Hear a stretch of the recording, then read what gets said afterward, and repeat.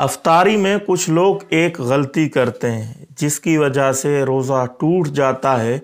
اور بڑے افسوس کے ساتھ کہنا پڑتا ہے کہ پورا دن بھوکا پیاسا رہنے کے سوا ان کو کچھ حاصل نہیں ہوتا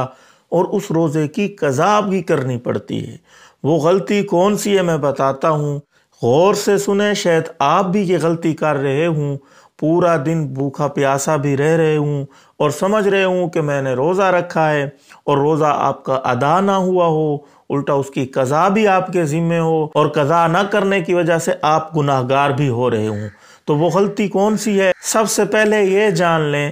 کہ روزہ کب سے کب تک ہوتا ہے۔ روزہ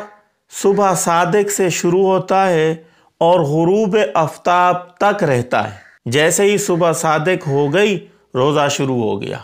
یہاں سے لے کر شام کے وقت جب سورج غروب ہو جاتا ہے یہ روزے کا وقت ختم ہو گیا۔ اب بعض روزے داروں سے غلطی کیا ہوتی ہے جس کی وجہ سے روزہ ان کا ضائع ہو جاتا ہے،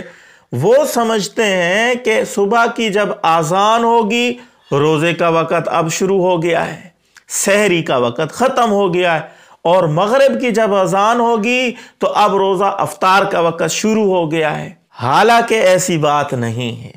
اذان دینے والا انسان ہے، مؤذن ہے، وہ بھول بھی سکتا ہے۔ بعض دفعہ صبح سحری کے وقت تو اذان تک انتظار کرنا ہی نہیں چاہیے، کیونکہ اذان سحری کا وقت ختم ہونے کے تقریباً 4 سے 5 منٹ بعد ہوتی ہے، تو ان لوگوں کا روزہ شروع ہی نہیں ہوتا جو اذان تک کھاتے پیتے رہتے ہیں، تو وہ روزے کا وقت داخل ہو چکا ہوتا ہے، سحری کا وقت ختم ہو چکا ہوتا ہے، وہ کھا پی رہے ہوتے ہیں تو ان کا روزہ ہوتا ہی نہیں ہے۔ اور افطاری میں کیسے غلطی کرتے ہیں کہ جیسے ہی اذان ہوئی روزہ افطار کر دیا، حالانکہ ابھی افطار کا ٹائم نہیں ہوا تھا، کیونکہ مؤذن ہو سکتا ہے بھول جائے، یا بعض دفعہ کوئی مسجدوں کی ترتیب نہیں ہوتی، ایسے کوئی بھی اذان دے دیتا ہے۔ تو آپ نے کرنا یہ ہے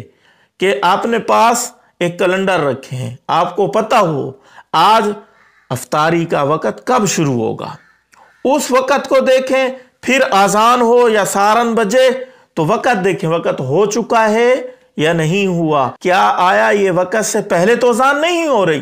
اگر وقت داخل نہیں ہوا، اذان پہلے ہو رہی ہے، سارن پہلے بج رہا ہے، تو آپ جان لیں اس سارن بجانے والے سے، اذان دینے والے سے بھول ہو گئی ہے، وہ چوک گیا ہے، ٹائم ابھی رہتا ہے، اس ٹائم کا انتظار کریں پھر افطار کریں۔ پتہ ہے چند روز پہلے کیا ہوا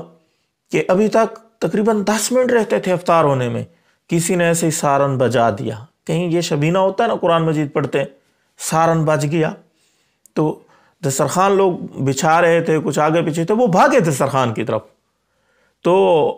اللہ کا کرنا ایسا ہوا کہ میں وہاں اس دسترخوان پہ بیٹھا تھا جہاں لوگ بھاگے، تو میں نے ان کو کہا بھائی یہ ٹائم تو ابھی داخل نہیں ہوا، ٹائم ابھی داخل ہونے میں 10 منٹ باقی ہیں، ابھی سورج بھی نظر آ رہا تھا،